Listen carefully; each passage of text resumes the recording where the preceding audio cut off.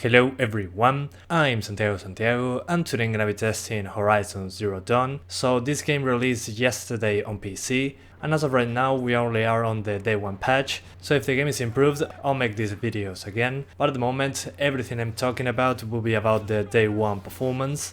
If there are any patches that fix this, again I'll make more content on this game. I recommend a video on this game made by Digital Foundry. They go through every single one of the options and the issues they ran into while testing this game on PC, link in the description. So now I'm going to be talking about very quickly about the options menu, the things that you should care about. So to improve performance right away, make sure to lower model quality, shadows, reflections, clouds, and ambient occlusion. You can crank up the model quality slightly higher than shadows, but that's about it. Then anisotropic filtering, I recommend keeping it on ultra, but as you will see in the Digital Foundry video I recommended, this option doesn't work, so you got to force the anisotropic filtering on the NVIDIA or AMD drivers.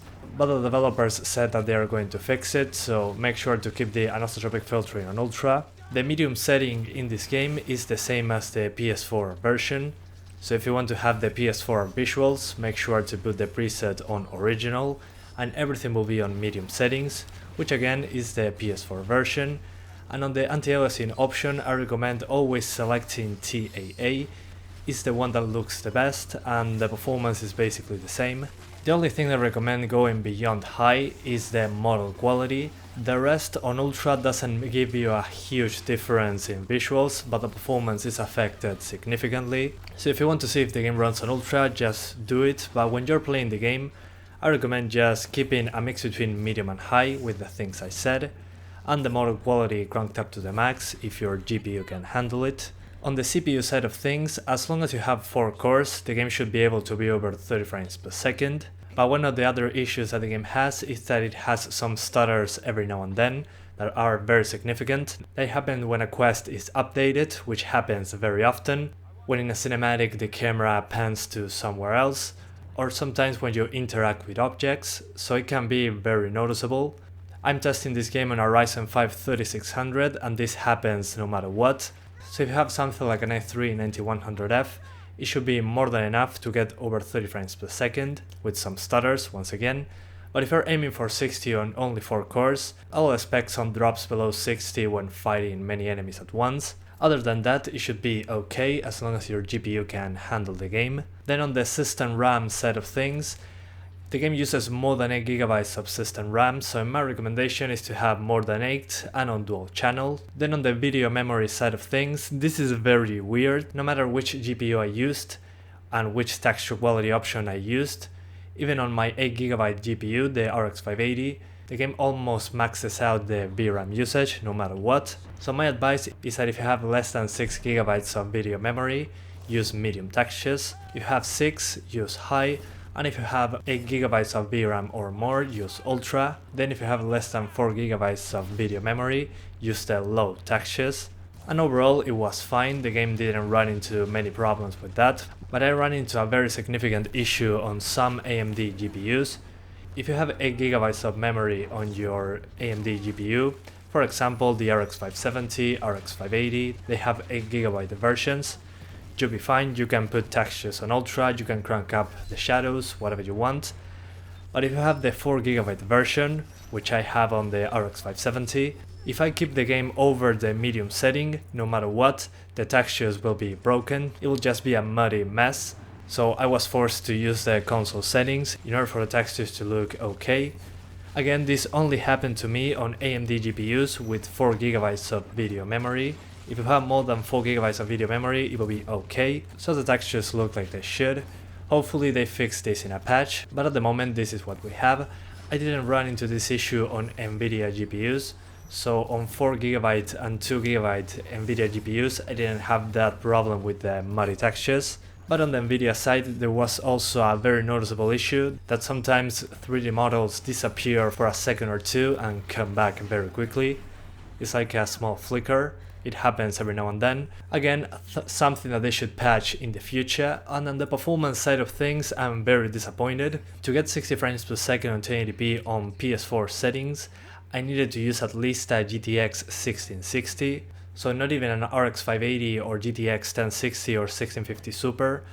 was enough to do 1080p 60 frames on console settings, which is kinda weird because the PS4 on GPU horsepower is significantly slower compared to those GPUs. Then if you want the normal PS4 experience, not the Pro version, you need at least a GTX 1050 Ti on console settings, and you'll be basically at 30 frames per second on 1080p. But again, hopefully this game gets patched and we get improved performance, better options in the menu, and no stutter when random things are happening. But anyway guys, that's about it. I hope you keep enjoying the video, thanks for watching and see you next time.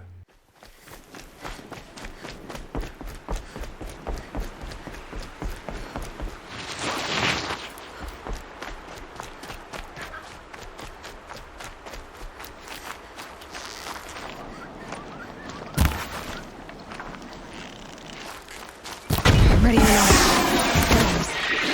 I can test that.